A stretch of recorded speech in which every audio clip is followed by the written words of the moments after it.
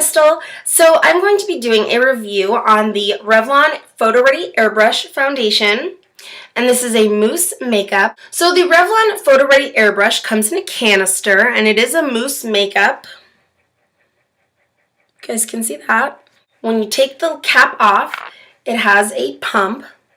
Now, a lot of people, I understand, think because it comes in a canister and it has the pump and it says airbrush that they automatically assume they're going to be spraying it on and it will be like an airbrush effect. I knew because I saw the mousse makeup that it wasn't going to be quite like that, but I still wasn't sure how they were going to make a mousse makeup appear to be an airbrush foundation. We all know of the CoverGirl and of the Maybelline jars that are of the mousse makeups. But for a mousse to come in a canister, I was really interested and I had to try it. So I'm going to first show you what it looks like when you put it on the back of your hand. Now there's several different brushes that I've tried for this. The first brush that I attempted to apply this with was my Makeup Forever stippling brush, and I liked it, but I did feel that it didn't give me the exact result I wanted. I just figured, the stippling brush would be best because it does tend to give a more airbrushed finish when you stipple.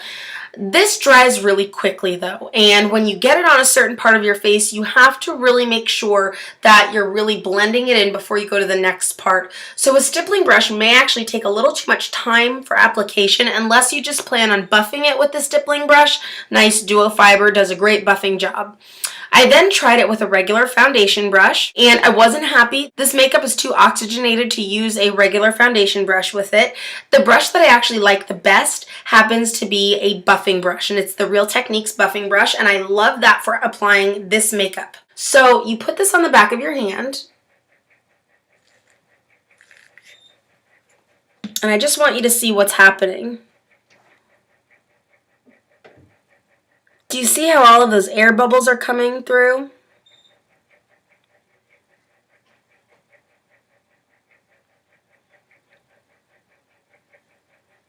Now watch when I touch it.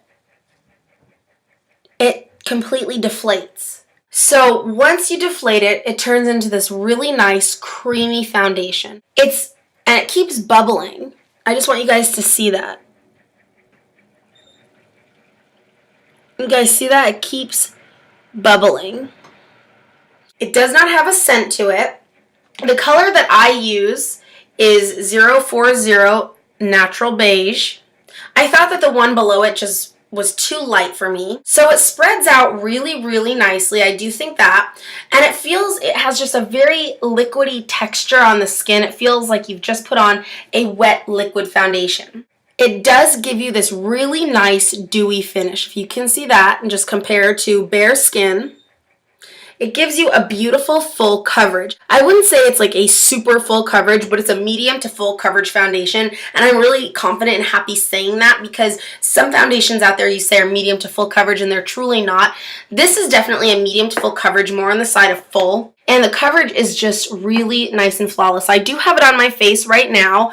I did notice that with this, I like it particularly a little bit better with powder. I have oily skin as it is, so to have such a dewy look on me, I have to be selective where I want the dewiness to go. I don't want the dewiness on my forehead. I don't want the dewiness on my chin because it doesn't feel dewy to me. It feels quite oily. Now, I do just want you to see that on the back of this canister, it says extremely flammable, and it does say that caution, container may explode if heated.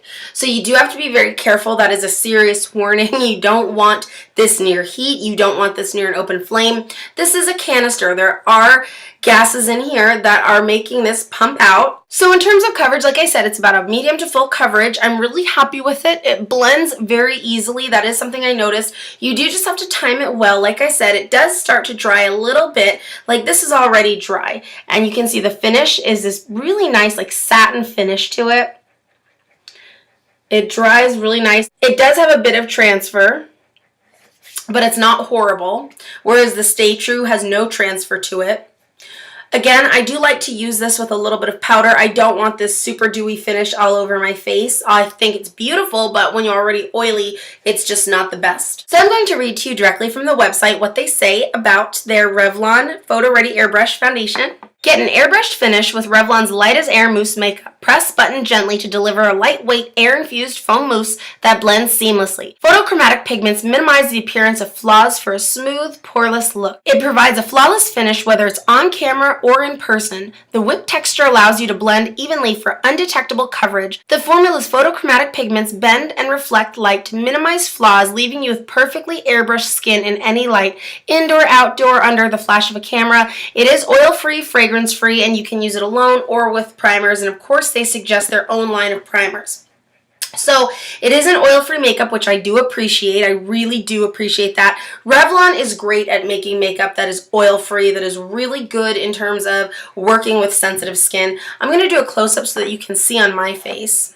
So I have quite a bit of pores, and I say that all the time, and they're quite undetectable with this foundation. That is something I noticed.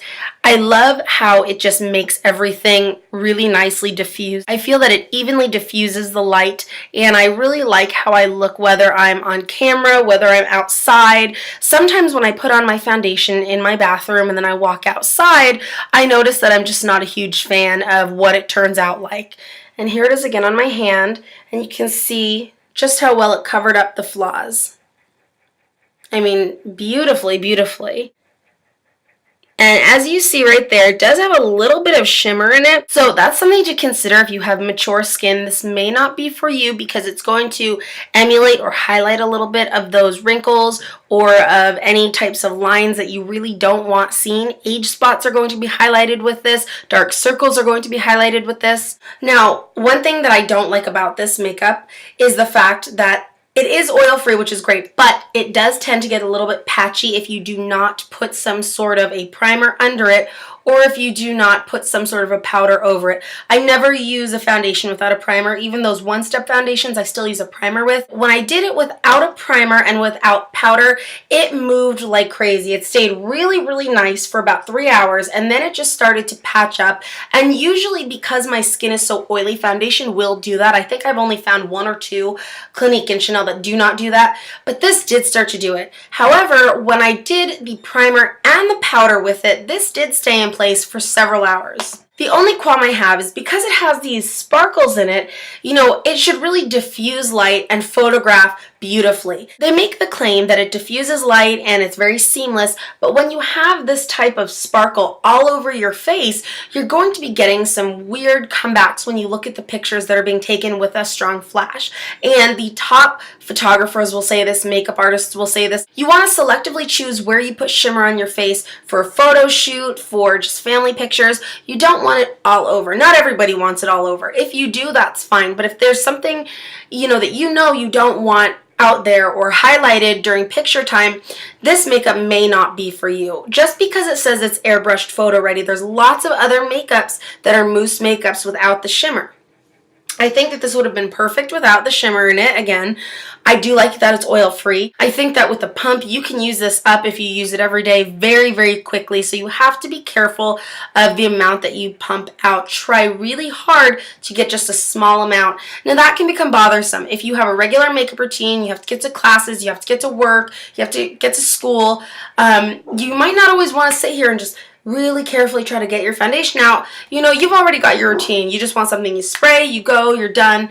This may not be as perfect as I think it's marketed to be. One other thing that I think can get a little bit confusing or a little bit misleading is, of course it says right on here that it's a mousse makeup, but sometimes if you're just hearing about this makeup and you see Revlon Photo Ready Airbrush and then you run to the store and you see that it's in a canister, it may slip your mind that it's not a spray-on makeup, so it can be misleading when you get it home and you realize that it is a mousse, or maybe you just read it really fast and didn't realize that it said mousse, because again, like I said, when we think of mousse makeup, we think of the CoverGirl and the Olay ones, and we think of the Maybelline in the jars, and we think of that type of a nice whipped mousse. While this is a really light whipped makeup, I do feel that that can become slightly misleading. Again, you need to read it and you need to understand that it's a mousse, it's not a spray-on, but that is something that I could see happening. Thank you guys so much for watching. If you have anything to add to this, let me know. I really do like this foundation overall.